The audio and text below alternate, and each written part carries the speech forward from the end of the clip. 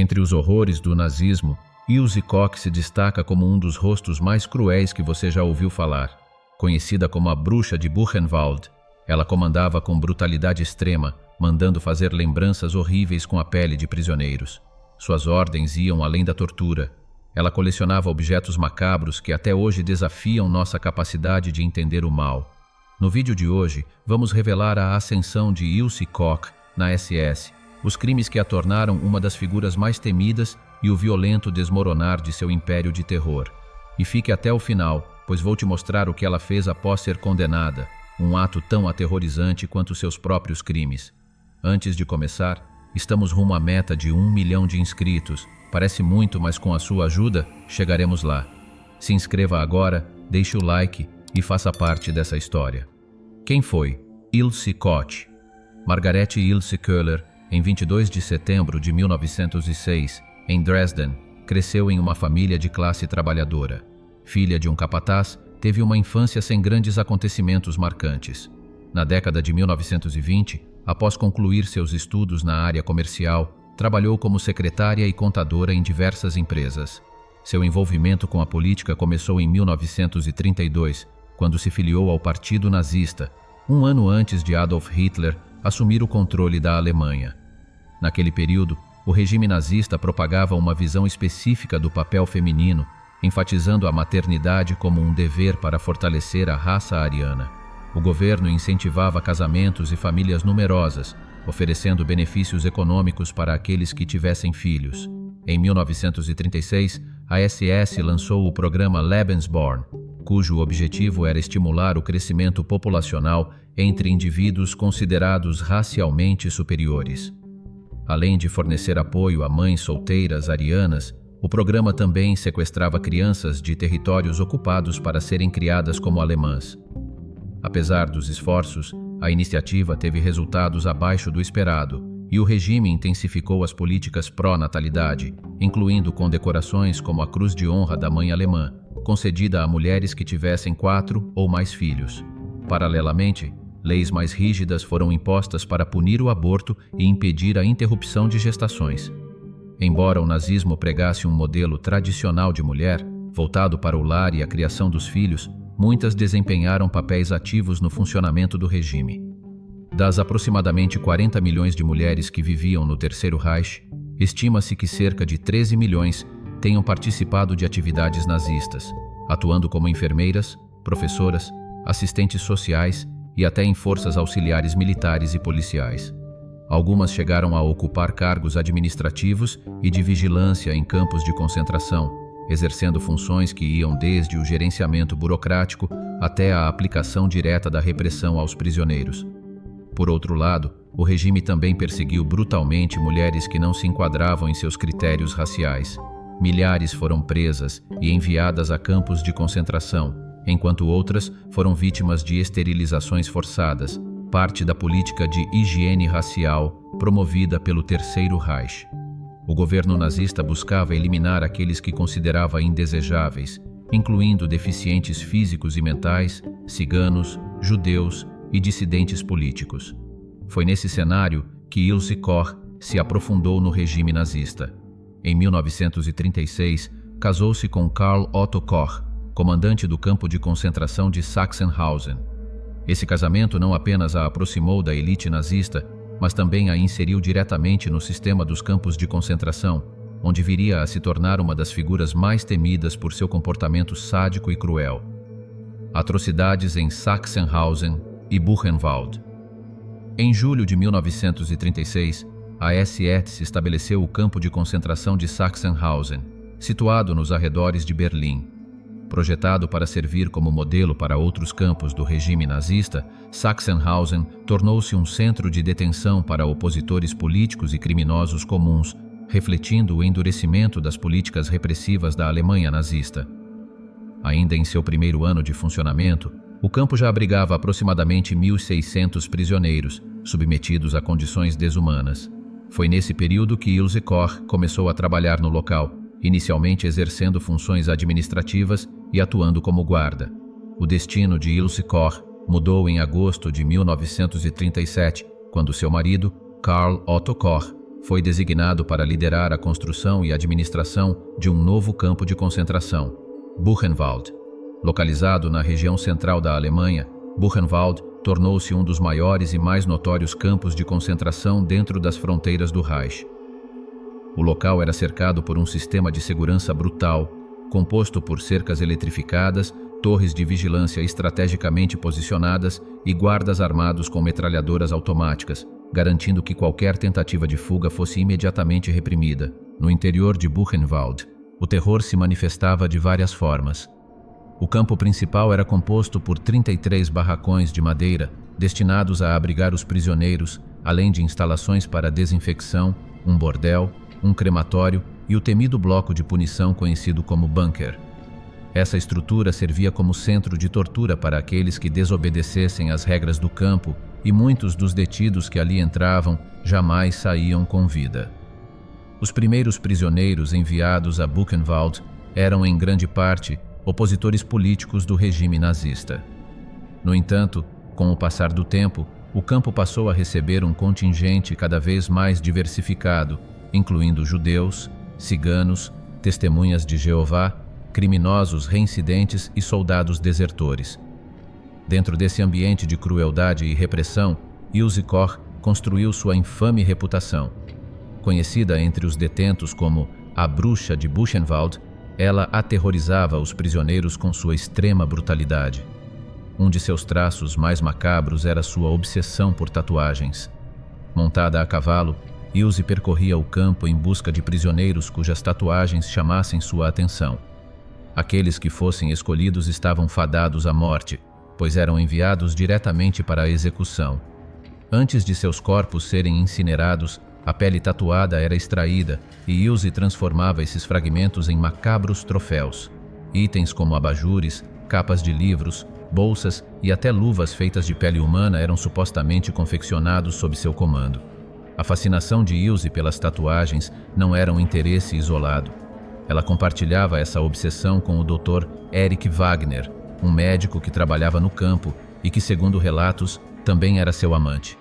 Wagner se dedicava a pesquisas pseudocientíficas que buscavam estabelecer uma suposta relação entre tatuagens e tendências criminosas.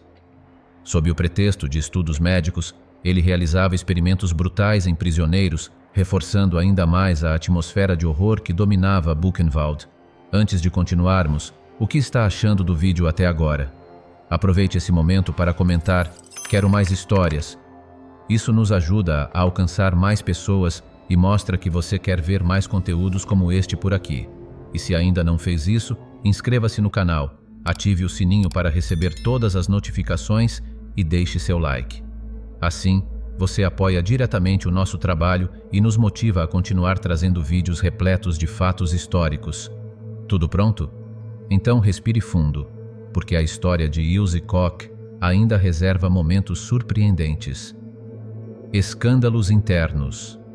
Ilse Koch era mãe de 3 filhos, mas mesmo assim, ela nutria um ódio visceral por mulheres grávidas. Sua crueldade não conhecia limites. Frequentemente, ela as torturava com chicotes cujas pontas eram adornadas com lâminas afiadas, garantindo que cada golpe causasse um sofrimento insuportável. O mesmo sadismo se estendia às crianças presas no campo, que se tornavam alvos de sua brutalidade. Ilse não apenas as espancava com prazer, mas também se divertia, assistindo à sua marcha rumo à morte. Entre risos, acompanhava o destino das crianças enviadas às câmaras de gás, demonstrando uma frieza perturbadora. Além da violência física, sua perversão também se manifestava em aspectos sexuais. Relatos indicam que Ilse promovia orgias dentro do campo de concentração, envolvendo oficiais da SS e suas esposas. Ainda mais chocante, ela forçava prisioneiros a estuprar mulheres sob sua supervisão, transformando o terror do campo em um espetáculo de degradação humana. Exibia-se seminu ou vestida de maneira provocante diante dos detentos, esperando que algum deles ousasse encará-la. Aqueles que levantavam os olhos eram imediatamente executados com um tiro na cabeça. Da mesma forma, obrigava prisioneiras a servi-la enquanto estava nua e se divertia em humilhar sexualmente aquelas que demonstravam qualquer traço de desejo reprimido. No entanto, com a derrota iminente da Alemanha nazista, Ilse tentou se reinventar.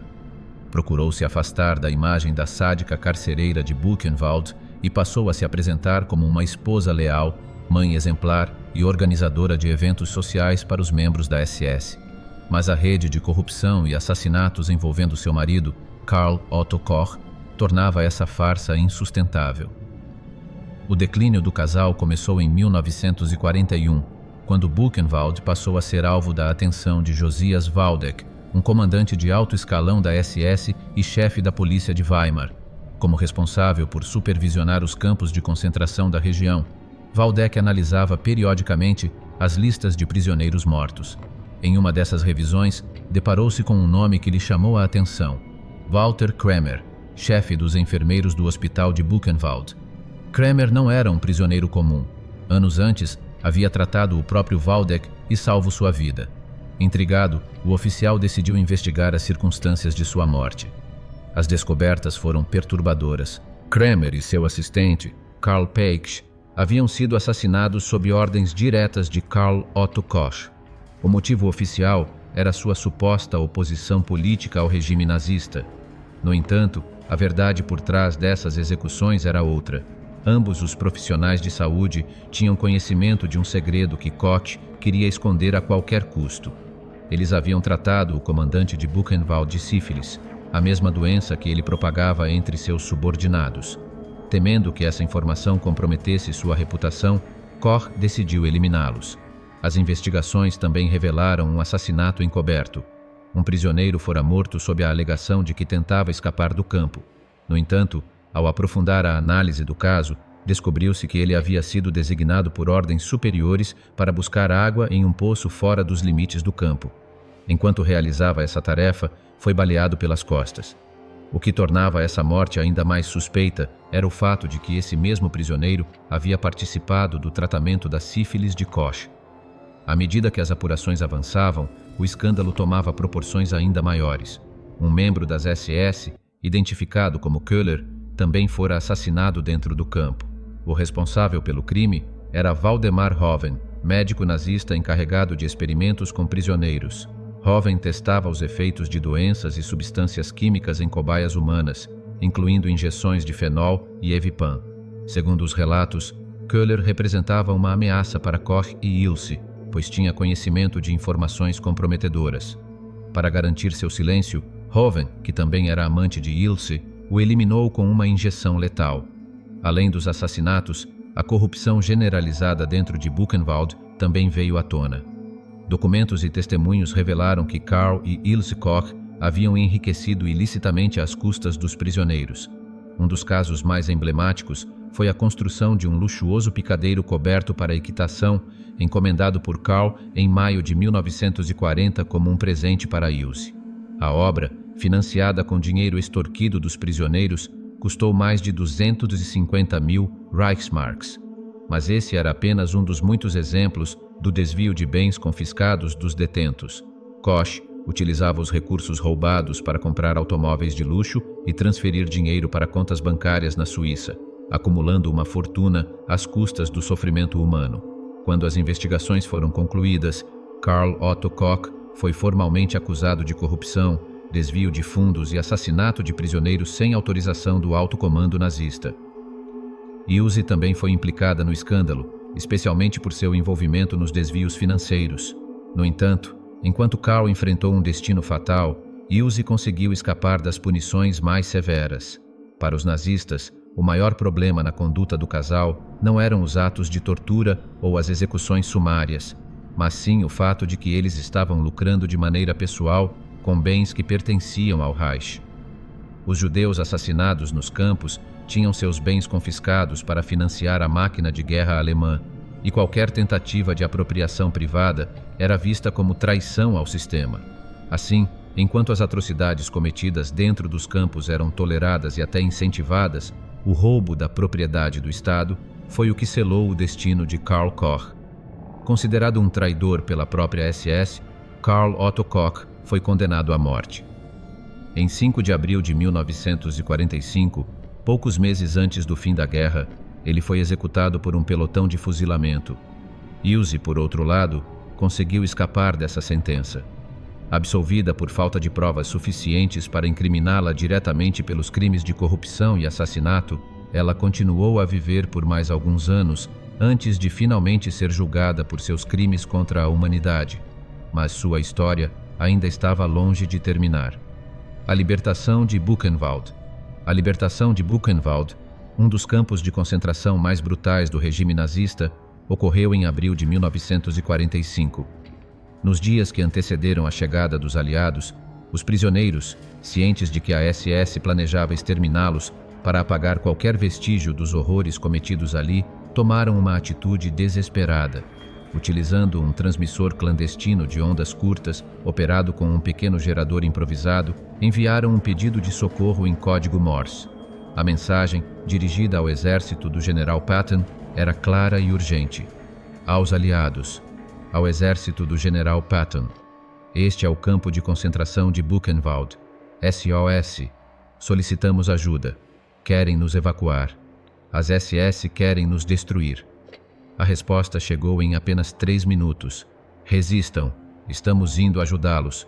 Estado-Maior do Terceiro Exército. Com a certeza de que os aliados estavam a caminho, os prisioneiros começaram a se organizar. No entanto, o perigo ainda não havia passado. Pouco antes da chegada dos americanos, o quartel-general da Gestapo em Weimar ordenou que Buchenwald fosse destruído com explosivos, garantindo que nenhum sobrevivente pudesse testemunhar sobre os crimes ali cometidos. O comando foi enviado por telefone, mas, por um golpe do destino, a ligação foi atendida por um prisioneiro. Sem levantar suspeitas, ele respondeu que a destruição já havia sido concluída, enganando os nazistas e salvando milhares de vidas. Em 11 de abril de 1945, a 6ª Divisão Blindada do Exército dos Estados Unidos finalmente alcançou Buchenwald. Os soldados encontraram mais de 21.000 sobreviventes, reduzidos a pele e osso, com olhares vazios e corpos exaustos pela fome e pelos maus tratos. Os americanos não apenas libertaram o campo, mas também buscaram garantir que a população alemã não pudesse alegar ignorância quanto às atrocidades cometidas ali. Por ordem do general Patton, 1.000 cidadãos da cidade vizinha de Weimar foram forçados a visitar Buchenwald e confrontar a realidade brutal que por anos ocorreu a poucos quilômetros de suas casas. A cena que encontraram foi aterradora.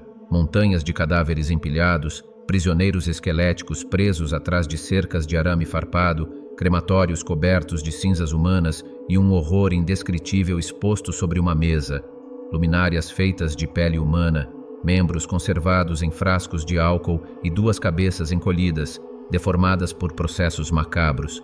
Diante disso, muitos cidadãos choraram, alguns desmaiaram e outros, horrorizados, alegaram nunca ter sabido do que acontecia dentro do campo. Enquanto Buchenwald era libertado e seus horrores expostos ao mundo, Ilse Koch tentava se esconder. Com a aproximação das forças aliadas, ela fugiu para Ludwigsburg, onde parte de sua família vivia. Seu comportamento destrutivo, marcado por consumo excessivo de álcool e promiscuidade, fez com que seus próprios parentes buscassem retirar sua guarda sobre os filhos. No entanto, com o caos do fim da guerra, isso só foi oficializado em junho de 1945, pouco antes de sua prisão pelas autoridades americanas. Ilse foi levada a julgamento no chamado Processo de Buchenwald, iniciado em 11 de abril de 1947, no antigo campo de concentração de Dachau. Entre os 31 réus, ela era a única mulher. Durante os interrogatórios, negou todas as acusações, alegando desconhecimento dos assassinatos, torturas e experimentos médicos realizados em Buchenwald. Suas declarações, porém, foram desmentidas por inúmeras testemunhas, incluindo sobreviventes que a acusaram diretamente de selecionar prisioneiros tatuados para serem mortos, com o objetivo de usar sua pele na fabricação de objetos macabros. Quando as sentenças foram anunciadas, em 14 de agosto de 1947, Ilse estava grávida de um filho concebido durante sua detenção com um prisioneiro alemão. Essa condição a livrou da pena de morte, sendo condenada inicialmente à prisão perpétua. Seu filho, Uwe, nasceu em outubro de 1947. A sentença, no entanto, foi reduzida para apenas 4 anos após uma revisão. A decisão causou revolta internacional e levou a protestos, forçando as autoridades alemãs a reavaliar sua condenação. Dessa vez, ela foi acusada formalmente de incitação ao assassinato em 135 casos, resultando em um segundo julgamento iniciado em 27 de novembro de 1950. O processo durou 7 semanas e contou com 250 testemunhas, sendo 50 delas convocadas para sua defesa. Durante o julgamento, Ilse apresentou sinais de colapso mental, desmaiando 2 vezes, uma no final de dezembro de 1950 e outra em janeiro de 1951. Mesmo assim, as provas contra ela eram esmagadoras. Em 15 de janeiro de 1951, foi finalmente condenada à prisão perpétua. Sua sentença foi documentada em um relatório de 111 páginas, descrevendo detalhadamente os horrores dos quais participou. Com o passar dos anos, a bruxa de Buchenwald, como ficou conhecida, apresentou diversos pedidos de indulto, todos negados pelo Ministério da Justiça da Baviera. Isolada e sem apoio, sua sanidade começou a deteriorar.